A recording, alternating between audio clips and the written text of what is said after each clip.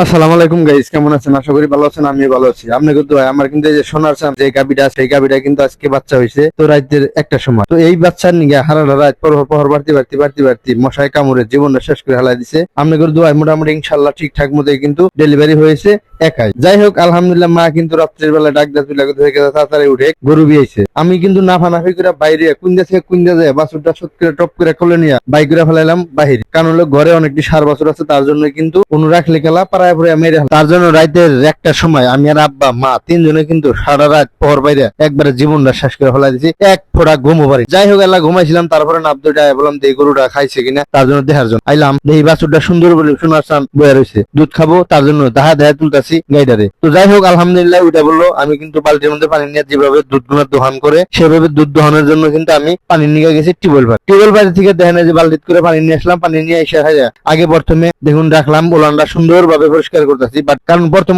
এসে আমি কিন্তু সকালে কিন্তু সবগুলো ক্লিয়ার করে ফেলাইছি দুই মিয়া। কারণ গরুর কিন্তু প্রথম গরু বিয়েলে মানুষ কিন্তু গাভী দুধ গুলা খাবার চায়, তার জন্য কিন্তু গাবার দুধ গুলা দহন করে আমরা কিন্তু মানুষটা দিয়ে থাকি। আলহামদুলিল্লাহ আমার ঘরে মোটামুটি আল্লাহ রহমতে আমরা করতে এমন মানুষটা কিন্তু কম নাই, কারণ মাইসের দুধ খাবো সমস্যা। যাই হোক, এক বালতি দুধ মাইসের দিয়ে। যাই হোক, এর আগে কিন্তু মোটামুটি দুটি গরু বিয়ে ছিল, সব দুধটুকু কিন্তু মাইসের দিয়ে। যাই হোক, মাইসের দুধ খায় সমস্যা কি আমার? আমিও খাই, মানুষও খায়, কারণ আমরা সবাই গরিব মানুষ। যাই হোক, আলহামদুলিল্লাহ আমাদের যে বাছুরটা হয়েছে 100% বাছুর দিয়েছিলাম, এটা হলস্টিয়ান ফ্রিজিয়ান। মোটামুটি আপনাকে দোয়া এই বাছুরটা মোটামুটি 100% আসছে, যেটা বলেছিলাম সেইভাবেই কিন্তু বাছুরটা আসছে। যাই হোক, আমি কিন্তু দুধ এটা ঠিক মতো দহন করতে পারি না, এটা আঙ্গো আব্বা দোয়া। যাই হোক, তারপরেও কিন্তু আব্বা মোটামুটি এখন একটু ঘুমের মধ্যে একটু ভালো লাগতেছে না, তার জন্য কিন্তু বসে রয়েছে। তার জন্য আমি কিন্তু সুন্দর করে দোহাইতেছি। দেখুন টাইনা মাইনা কিন্তু তারপরে দুধ বাই করে পারতেছে না, কারণ গাবা দুধ রাত্রে ফেলাইছি আর ফেলাইনি, এখন মোটামুটি ফেলাইতে ওই জাঙ্গা আব্বা বয়ে রয়েছে, বয়ে বলতেছে ঠিক মতো টানে, সমস্যা নাই, আমি এরপরে আইতেছি। যাই হোক, ভিডিওটি ভালো লাগলে লাইক কমেন্ট শেয়ার করে পেজটি ফলো দিয়ে আমার পাশে থাকবেন আর আমাকে একটু সহযোগিতা করবেন। ধন্যবাদ। আসসালামু আলাইকুম।